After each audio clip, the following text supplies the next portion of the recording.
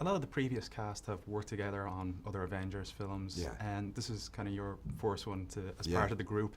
Did you get a kind of new kid at school feel with that, or was there Bit any of like that? hazing. Yeah. I think I'm too old for that. I think, it's daunting enough, and even younger cast members have done well. Some of the ones I work with have done more films than I have, so it's weird on two levels. You're stepping into it as a fan, working with characters you've loved watching over the last 10 years, and as an actor working with people you've admired in all of their careers. So it was pretty daunting, and also just to find your feet as a character and hold the integrity of what Strange is or was and how he's evolved or not, and at the same time realise you're a tiny piece of a massive mosaic.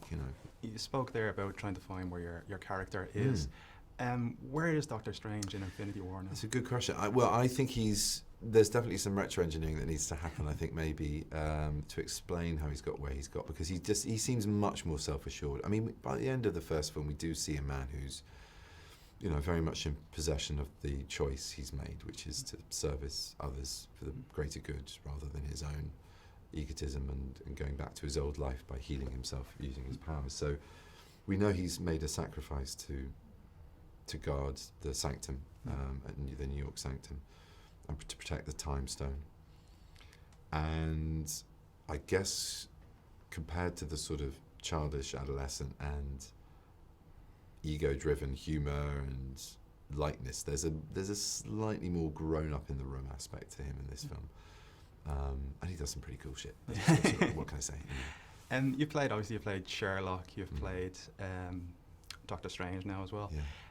When you're going into something like this, do you have it in the back of your mind, am I emotionally ready for such another iconic role? And does that play on your mind when you're picking, or do you just pick? No, it does a bit, but I usually leave the heavy lifting to the people who've asked me to do the job. If they've placed enough trust in me, then I go to them for advice, fanboy advice about what we're trying to do and achieve, and then how I can fit in with that with what I can contribute. And they've already calculated, they've already looked at what I've done before, and so it's just about trying to fulfil the faith that people have had in me, because this is run by the biggest fanboy, Kevin and Victoria, and everyone is, everyone is, and Louis as well, but it's him at the front. Kevin at the front is just extraordinarily knowledgeable, and the way he shaped this universe over 10 years is quite something.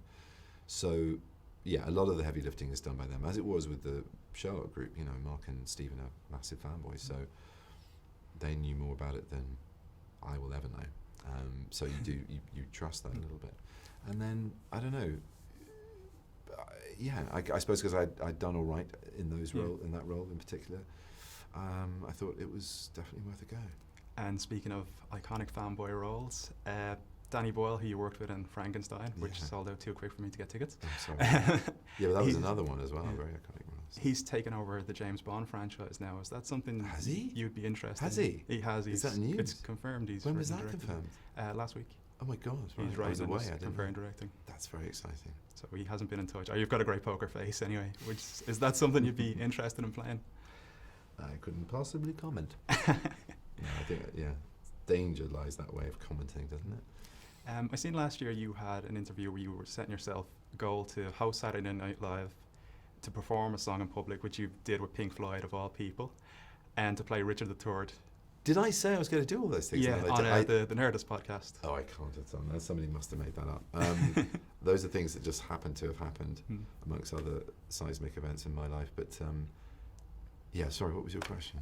What are the goals? Well, you've tracked the three that you listed on there. I don't know. Maybe a musical or a horror movie. Is comedy like a political drama of great import? That would be high on my list. Comedy, I feel there is a lot of comedy in what I do anyway. I think just an out-and-out comedy would be good fun. I've done a few though,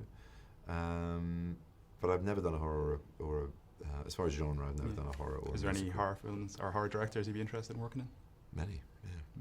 Care to tell me any? No. This isn't. When I say things like this, my agents get phone calls and then things start to happen. So I'll do that behind closed doors if that's all right. Brilliant. Benedict Cumberbatch, thanks very much. Pleasure. Nice Thank to you. meet you. Thanks to meet you.